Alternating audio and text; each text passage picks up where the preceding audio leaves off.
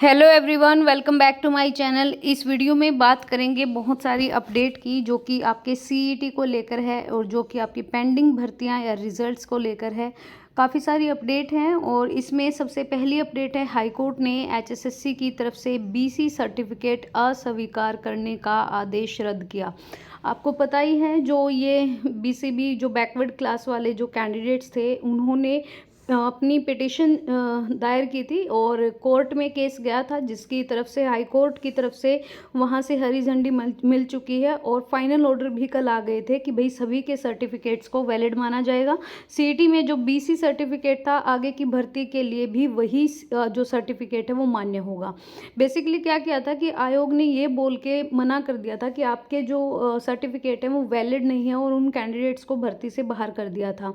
खंडपीठ ने 4 सवाल तय किए थे, जिनके फैसले में अब जवाब दे दिया गया है। सबसे पहला सवाल था, क्या बीसी प्रमाण पत्र जो ये है याचिका करने की कोई अंतिम तिथि थी, या बीसी जो प्रमाण पत्र सर्टिफिकेट है उसकी कोई अंतिम तिथि दी गई थी नोटिस में? तो नहीं दी गई थी। क्या याचिकाकर्ता आवेदन के साथ नवीनतम बीसी प्रमाण पत्र प्रस्तुत करने के लिए भेजे थे? तो ये भी नहीं था। तो ये सारे पिछड़े वर्ग के प्रमाण पत्र से संबंधित टिप्पणी है, जो कि आपका ऑफिशियल नोटिफिकेशन आ चुका है कोर्ट की तरफ से और ऑफिशियल नोटिस कोर्ट ने डाल भी दिया है। एक वित्त वर्ष के लिए बनता है बीसी सर्टिफिकेट, जैसा आपका ईडब्ल्यूएस का होता है ना, जैसे 25-26 का बनेगा अभी जो बनवाएगा अप्रैल में, तो ऐसे ही एक वित्त वर्ष के लिए बनता है बीसी सर्टिफिकेट।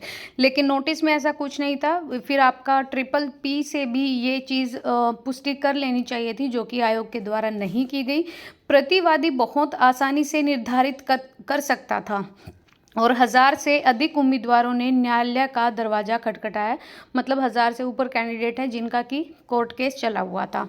तो अब कोर्ट ने ये बोल दिया है कि भाई उनका वैलिड होगा। दूसरा, हाई कोर्ट ने पीपीपी को नया इलेक्ट्रॉनिक तंत्र बताया है। तो हाई कोर्ट ने ये भी कहा है कि आप ट्रिपल पी से इनकी पुष्टि कर सकते थे। अब अप्रैल में हो पाएगा सीईटी, ये हम सभी को पता है, क्योंकि मार्च में आपके बोर्ड के एग्ज़ाम है 10-12 वालों के, और इसमें यही लिखा है कि हरियाणा में ग्रुप सी और डी पदों के लिए भर्ती के लिए जो सीईटी परीक्षा है उसका लाखों युवा इंतजार कर रहे हैं। निकाय चुनाव तक रुकना पड़ेगा। एचएसएससी की टीमों ने प्रदेश भर का दौरा कर लिया है, एग्जाम सेंटर तय कर लिया, लेकिन 10वीं-12वीं की परीक्षाओं का जो कार्यक्रम है उसकी वजह से सीईटी की तारीख घोषित नहीं हुई है। नगर निगम के चुनाव और बोर्ड की परीक्षाओं की वजह से सीईटी के लिए युवाओं का इंतजार बढ़ सकता है। हरियाणा में 2 और 9 मार्च को शहरी निकाय चुनाव है, जिसके चलते प्रदेश के अधिकतर जिलों में आचार संहिता लगी है और चुनाव आचार संहिता के दौरान अगर एचएसएससी कार्यक्रम का ऐलान करता है तो विपक्षी दल इसे मुद्दा बनाकर कोर्ट जा सकते हैं। तो बात तो यही है, निकाय चुनाव की छोड़ो, आपका जो बोर्ड एग्जाम है इनको सीटिंग प्लान नहीं मिलेगा और ये जहाँ तक लगता है कि अप्रैल के लास्ट तक जाएगा। मुझे अप्रैल तक भी नहीं लगता, जून जुलाई तक ही लगता है। बाकी देखते हैं कि क्या होता है। बाकी आपको पता है कि जितने भी स्कूल कॉलेज हैं, यूनिवर्सिटीज़ हैं और जो हमारे टेक्निकल कॉलेज हैं या फिर एनआईटी पॉलिटेक्निकल हैं, आईटीआई हैं, बीएड कॉलेज हैं, इन सब में एचएसएससी अपना सेंटर डालेगा और एक परीक्षा में सिर्फ 24 अभ्यर्थी ही बैठ सकेंगे एक कमरे में। यदि संभव हुआ तो एक डेस्क पर एक ही कैंडिडेट बैठेगा।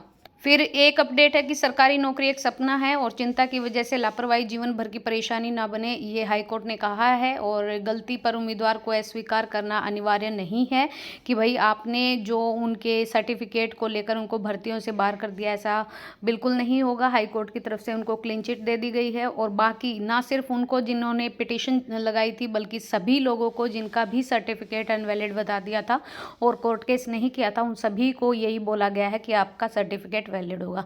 तो ये अपडेट थी सीईटी को लेकर। आपको अपडेट कैसी लगी बताइएगा और वीडियो देखने के लिए थैंक यू सो मच। और वीडियो पसंद आए तो please like and share and please subscribe the channel. Thank you.